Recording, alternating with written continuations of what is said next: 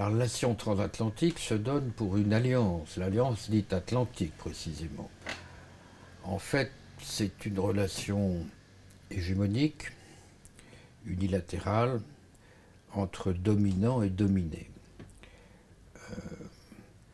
Et la domination me semble toujours plus forte. Ceux qui ont pronostiqué un déclin des États-Unis ont pris leur désir pour la réalité. Les États-Unis se portent très bien, et notamment l'Alliance Atlantique va de mieux en mieux. Si vous prenez son expression militaire, qui est l'OTAN, ou la NATO, le pasteur a doublé son troupeau en quelques 50 ans. Il y avait, je crois, 12 pays membres de l'Alliance en 1949, il y en a 28 aujourd'hui. Et géographiquement, l'OTAN a débordé de loin de l'Atlantique. L'OTAN a remplacé l'ONU pratiquement, en tout cas sur le terrain. Et elle est aujourd'hui aux frontières de l'URSS. L'OTAN est dans les Carpates, l'OTAN est dans la Baltique. Bref, l'élargissement de l'Europe a été une américanisation de l'Europe. Puisqu'après tout, l'Europe de l'Est, dont Milan Kundera nous avait fait penser qu'elle était le berceau de l'esprit européen, l'Europe de l'Est s'est révélée être l'Amérique de l'Est. Et aujourd'hui, il est symptomatique que ce soit la Pologne qui dirige le Conseil européen. Donc, il y a de quoi être assez pessimiste, puisque cette relation, au fond,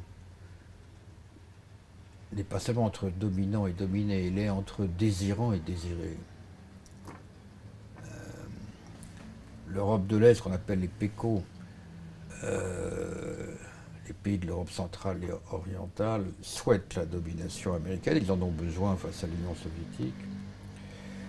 Et le projet de puissance européenne ou même d'autonomie européenne est évidemment, s'avère être une vue de l'esprit.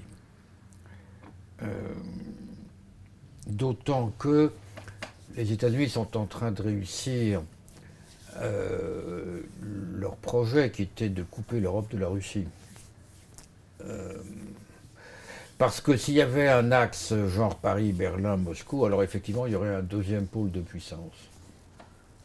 Mais très habilement, les États-Unis, mais avec d'ailleurs la complicité active, y compris de la France, ont réussi à polariser, à tourner l'Europe occidentale vers le transatlantique précisément, et donc à empêcher la naissance d'un acteur international indépendant. Et je ne comprends pas ceux qui disent, comme Emmanuel Todd, qui annonçait, qui a fait un pronostic, il n'est pas le seul sur l'Union soviétique, qui s'est avéré juste, je l'avais fait, d'autres aussi, mais il en a fait beaucoup de faux, le camarade Todd. Hein. Il était partisan d'ailleurs du traité européen hein, en 2015, et je ne sais plus quand, et il appelait à voter oui au traité constitutionnel, et il a de façon un peu imprudente, pronostiqué le déclin des États-Unis d'Amérique du Nord, qui est évidemment en termes relatifs est vrai, bien sûr, mais outre que, au point de vue militaire, le budget du Pentagone, je crois, est équivalent à peu près au budget de tous les autres pays réunis, très en avant de la Chine, bien entendu. Mais avec le traité transatlantique, va être, je dirais, accompli ce qu'on appelle pudiquement un processus de convergence réglementaire, c'est-à-dire au fond l'acceptation par l'Europe des normes et des standards des techniques, si vous voulez, à la fois technologiques et industrielles, qui vont régler les productions européennes. Donc il y a un phénomène de phagocytose qui est assez étonnant.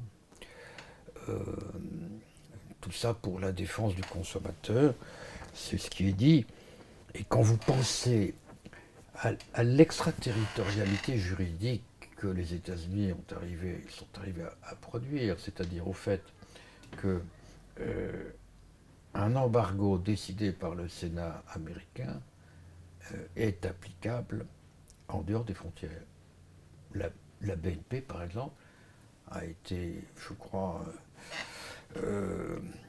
soumise, punie par une amende de plusieurs milliards de dollars uniquement pour avoir violé un embargo américain.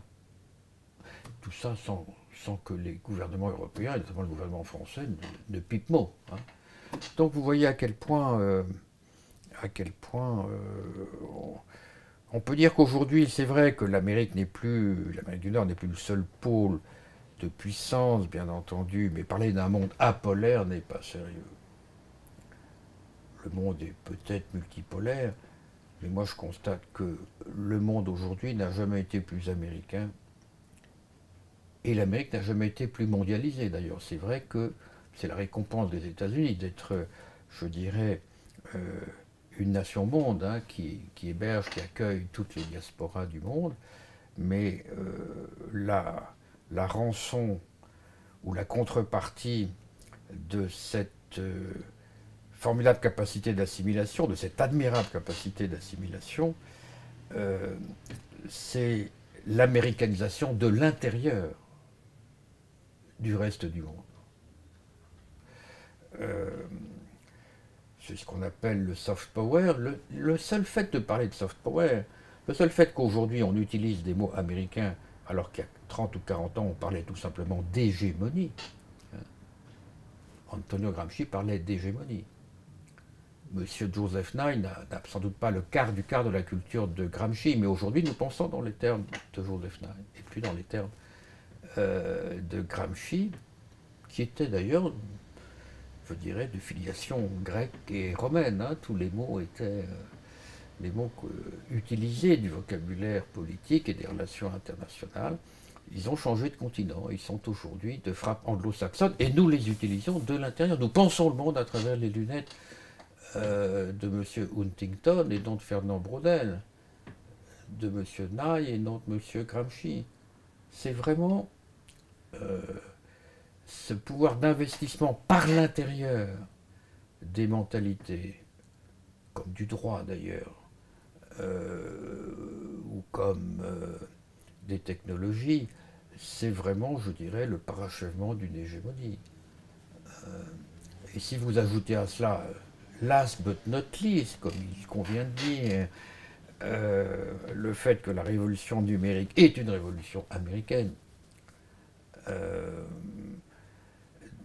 dont la langue et dont les normes sont américains, mais on ne le sait même plus d'ailleurs, parce que c'est le propre,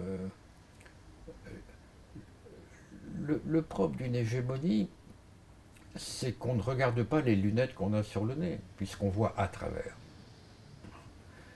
Donc, pour que l'Europe retrouve un peu de son autonomie de vol et un peu de sa tradition propre, de sa langue propre, de ses langues propres, et non pas de sa langue unique, pour qu'elle retrouve, si j'ose dire,